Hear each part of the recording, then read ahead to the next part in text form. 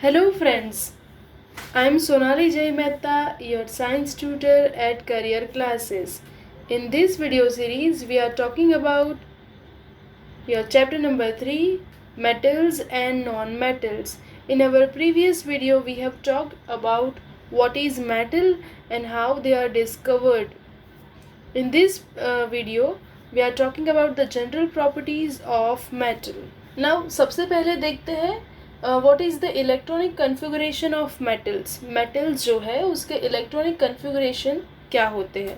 तो सबसे पहले हमने पढ़ाई है इन 9th क्लास कि जो एटम्स है उनके इलेक्ट्रॉन्स जो होंगे वो आउटर सेल में प्लेस होते हैं. ठीक है, हमने पढ़ा है कि न्यूक्लियस के बाहर डिफरेंट इलेक्ट्रॉनिक सेल्स में इलेक्ट्रॉन्स जो होंगे वो प्लेस होंगे. ठीक है, तो मेटल्स जो है उनके इलेक्ट्रॉनिक कन्फिगरेशन कैसे होते हैं. तो सबसे पहला जो मेटल्स होगा, ठीक है, मेटल्स में क्या होगा, उनके आउटर मोस्ट सेल में 1, 2 और 3 इलेक्ट्रॉन्स होंगे. ठीक है, अब आउटर मोस्ट सेल क्या है. ठीक है, तो जो सेल जिसमें लास्ट इलेक्ट्रॉन एंटर कर रहा है वो सेल को हम आउटर मोस्ट सेल या फिर वैलेंस सेल बोलेंगे. तो वैलेंस सेल के अंदर मेटल्स में, सारे मेटल्स में 1, 2 या 3 इलेक्ट्रॉन होंगे. ठीक है, जैसे हमारे पास एग्जाम्पल है लिथियम. यहाँ पे अगर हम लिथियम की बात करें तो लिथियम का एटॉमिक नंबर होता है 3.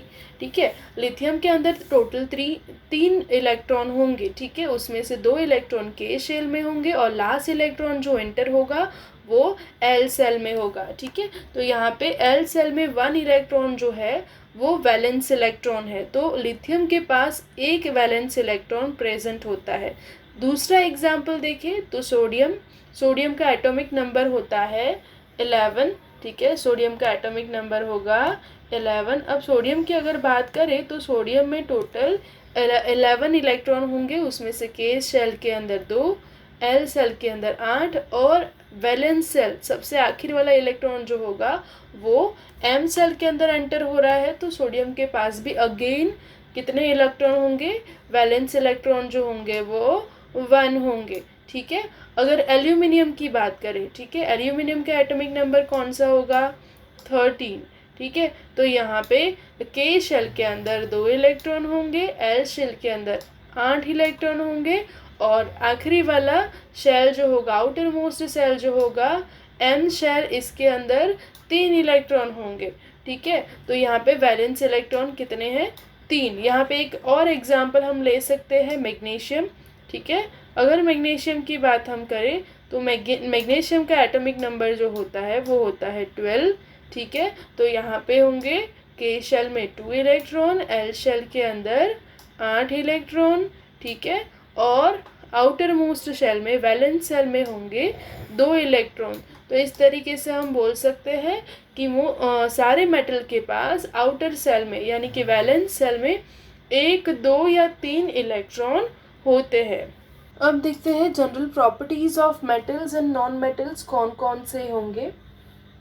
यहाँ पे हमने देखा कि मेटल्स जो है उनके आउटर सेल में 1, 2 या 3 इलेक्ट्रॉन होते हैं. ठीक है, अब ये वैलेंस इलेक्ट्रॉन जो है वो इजीली कोई भी केमिकल रिएक्शन होगा तो ये रिएक्शन के दौरान जो वैलेंस इलेक्ट्रॉन है वो इजीली लूज हो जाएंगे. ठीक है, इसीलिए हम मेटल को इलेक्ट्रोपॉजिटिव एलिमेंट भी बोल सकते हैं. सारे मेटल्स को हम इलेक्ट्रोपॉजिटिव एलिमेंट बोल सकते हैं. अब इलेक्ट्रोपॉजिटिव एलिमेंट क्यों बोलते हैं, ठीक है, यहाँ पे एग्जांपल के साथ देखते हैं. हमने सबसे पहले एग्जांपल देखा था, हम सोडियम ले लेते हैं. ठीक है, सोडियम का एटॉमिक नंबर हमने देखा था 11. तो यहाँ पे आउटर मोस्ट शेल में कितना इलेक्ट्रॉन बचा था, 1 इलेक्ट्रॉन बचा था. तो सोडियम जो होंगे वो अपना एक वैलेंस इलेक्ट्रॉन इजीली लूज कर देंगे.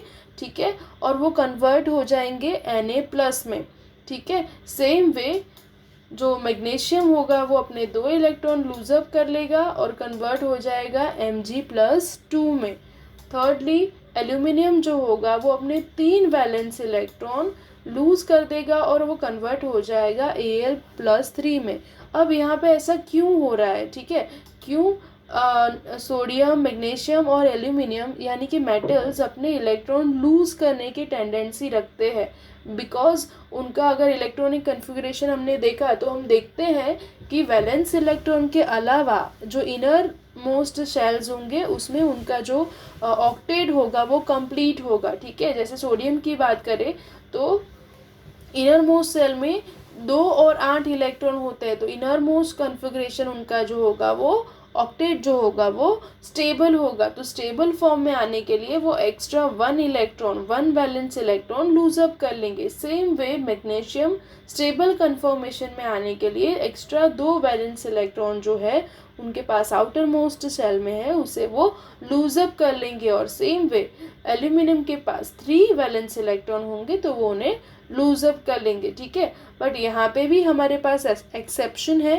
क्या एक्सेप्शन है देखते हैं। तो हाइड्रोजन जो है हमें पता है हाइड्रोजन क्या है, नॉन मेटल है।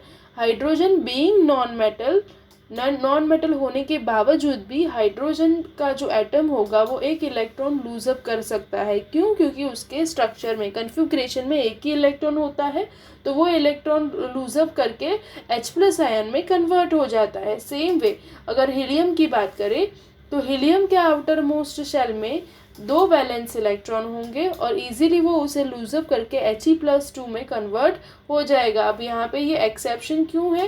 This are the exception because ये नॉन मेटल है। तो बीइंग अ नॉन मेटल होने के बावजूद भी वो H+ आयन और He+ आयन में कन्वर्ट हो सकते हैं, ठीक है।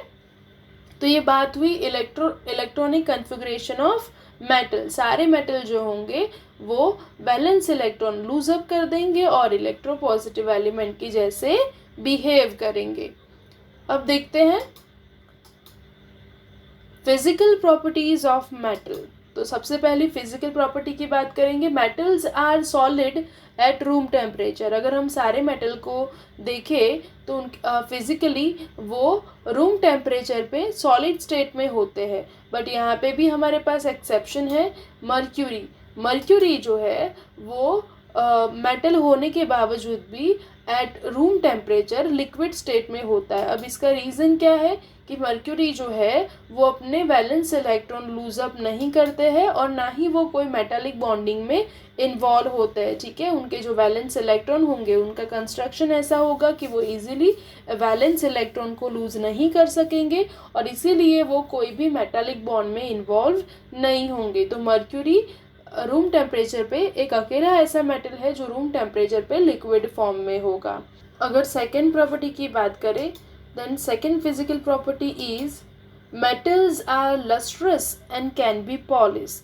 अब metals जो होते हैं वो उनका appearance कैसा होगा? shiny appearance होगा, ठीक है। most of the metal have shine और उनको हम पॉलिश भी कर सकते हैं, ठीक है। तो मेटल के अपीयरेंस को हम मेटेलिक लस्टर भी बोलते हैं। Most of the metals are shiny and in appearance, ठीक है। वो चमकीले होते हैं, लस्टरियस होते हैं। आप मेटल को विजुअलाइज करोगे तो उसका शाइनी अपीयरेंस दिखेगा। इसीलिए बोल सकते हैं कि metals are lustrous and can be polished. अगर थर्ड फिजिकल प्रॉपर्टी की बात करें तो मेटल्स आर हार्ड। मेटल जो होंगे वो यूजुअली हार्ड होंगे, ठीक है। बट सारे metal, most of the metals are hard, ठीक है। मोस्ट ऑफ द मेटल्स कैसे होंगे? हार्ड होंगे, रिजिड होंगे। बट नॉट ऑल मेटल, सारे मेटल इक्वली हार्ड है ऐसा ज़रूरी नहीं है। वी हैव सम एक्सेप्शन, जैसे कि आयरन, कॉपर और aluminium are quite hard. But जो सोडियम एंड पोटेशियम है वो क्वाइटली सॉफ्ट होते हैं और उसे इजीली हम नाइफ से कट भी कर सकते हैं। In this figure we can see copper, aluminium and iron are quite hard. But आप दूसरी वाली फिगर में देख पा रहे हो कि जो पोटेशियम और सोडियम होता है उसे हम नाइफ से भी कट कर सकते हैं, वो बहुत ही सॉफ्ट होते हैं। तो here the potassium and sodium are exception. Being a metal they are not hard, they are soft and can be easily cut with knife। Next property की बात करें तो नेक्स्ट प्रॉपर्टी है मेटल्स आर मेलिएबल। मेटल्स जो है वो malleable होते हैं। अब मेलिएबिलिटी क्या होती है? Malleability means the metal can be beaten with hammer into very thin sheet without breaking. ठीक है। मेटल्स को हम अगर हैमर से बीट करेंगे तो उसको बीट कर करके हम बहुत ही पतली सी थिन सी शीट्स में कन्वर्ट कर सकते हैं। वो विदाउट ब्रेकिंग, ब्रेक हुए बिना वो पतली सी शीट में कन्वर्ट होगा। जैसे gold and silver are the best malleable metal. Gold और सिल्वर में से हम बहुत अच्छे से पतली सी थिन सी शीट्स डेवलप कर सकते हैं। ठीक है, तो मेटल्स आर मेलिएबल। जैसे हमने एल्यूमिनियम फॉयल देखा है, ठीक है, बहुत सारे स्वीट्स पे हम यूज़ करते हैं सिल्वर फॉयल। ठीक है, तो ये जो मेटल्स है उसको हम बहुत सी पतली सी शीट्स में कन्वर्ट कर सकते हैं, तो मेटल्स को हम मेलिएबल भी बोलते हैं। ठीक है, अगर नेक्स्ट प्रॉपर्टी की बात करें तो मेटल्स आर डक्टाइल। ठीक है, जो मेटल्स है उसको खींच के ड्रॉन करके हम पतले से वायर में कन्वर्ट कर सकते हैं। ठीक है, तो ये प्रॉपर्टी को, मेटल की ये प्रॉपर्टी को हम बोलेंगे ductility. Ductility means the metal can be drawn और स्ट्रेच। मेटल को स्ट्रेच करके, ड्रॉन करके हम उसमें से थिन वायर्स डेवलप कर सकते हैं। जैसे gold and silver are the most ductile metal. यहाँ पे हमें एल्यूमिनियम का एग्जाम्पल दिया गया है कि मेटल को खींच के उसमें से हम वायर्स डेवलप कर सकते हैं। जो भी इलेक्ट्रिसिटी कंडक्ट करने के लिए हमारे पास इलेक्ट्रिक वायर्स होते हैं, ठीक है, वो वायर भी इसी प्रॉपर्टी की वजह से पॉसिबल है। मेटल जो है, कॉपर है, एल्यूमिनियम है, उसे हम ड्रॉन करके उसमें से इलेक्ट्रिसिटी कंडक्ट करने के लिए वायर्स डेवलप करते हैं। Because gold and silver are too costly, ठीक है, बहुत ही कॉस्टली मेटल्स है, तो उसमें से हम इलेक्ट्रिसिटी जनरेट करने के लिए, कंडक्ट करने के लिए वायर्स डेवलप नहीं करते हैं। But we are using aluminium and copper instead of gold and silver to conduct the electricity. ठीक है, तो हमारे घर में जो इलेक्ट्रिसिटी वाले वायर्स होते हैं वो भी मेटल से ही बन रहे हैं, एल्यूमिनियम या फिर कॉपर से, जनरली कॉपर से, because copper is very good conductor of the electricity. ठीक है, तो मेटल्स आर डक्टाइल। अगर next aluminium and copper are also very ductile and उसमें से हम इलेक्ट्रिकल वायर भी बनाते हैं। ठीक है, अगर नेक्स्ट प्रॉपर्टी की बात करें, the next property are metals are good conductor of electricity and heat. जैसा कि अभी अभी बताया, ठीक है, मेटल्स जो है वो आराम से इलेक्ट्रिसिटी और हीट को कंडक्ट करते हैं। ठीक है, आराम से जो भी इलेक्ट्रॉन्स होंगे, फ्री इलेक्ट्रॉन्स होंगे, अगर हम कोई भी मेटल को कनेक्ट करेंगे विथ इलेक्ट्रॉनिक अप्लायंस, ठीक है, या फिर उसको हीट प्रोवाइड करेंगे, तो क्या होगा कि मेटल्स के अंदर जो एटम होंगे वो अपने इलेक्ट्रॉन आगे पास ऑन करेंगे, और इलेक्ट्रॉन फ्लो होने की वजह से, पास ऑन होने की वजह से क्या होगा, इलेक्ट्रिसिटी जनरेट होगी। ठीक है, या कंडक्ट होगी। ठीक है, यहाँ पे एक एग्जांपल दिख रहा है, सर्किट दिख रही है। यहाँ पे हमने बल्ब को कनेक्ट किया है बैटरी से। ठीक है, अब बैटरी में इलेक्ट्रॉन फ्लो होंगे, तो बैटरी से अगर स्विच ऑन रखा है तो ये सर्किट क्लोज हो जाएगा और इलेक्ट्रॉन यहाँ से आगे बढ़ पाएंगे। अब बीच में हमने मेटालिक सब्सटेंस रखा है, अगर मेटालिक सब्सटेंस, यहाँ पे जो सब्सटेंस है वो इलेक्ट्रिसिटी का गुड कंडक्टर होगा, तो ही इलेक्ट्रॉन यहाँ से मेटल में से कंडक्ट होके आगे पास हो पाएंगे, हमारा सर्किट क्लोज होगा और हमारा बल्ब ग्लो करेगा। ठीक है, सेम वे जो मेटल्स है वो हीट को भी कंडक्ट कर सकते हैं। ठीक है, तो हम बोल सकते हैं कि मेटल्स जो है वो इलेक्ट्रिकल कंडक्टिविटी दिखाते हैं, बिकॉज उसमें फ्री इलेक्ट्रॉन्स प्रेजेंट होते हैं। ठीक है, ओके, तो यहाँ पे देखते हैं कि ये इलेक्ट्रॉन कैसे फ्लो होते हैं। Why metal show the electronic conductivity.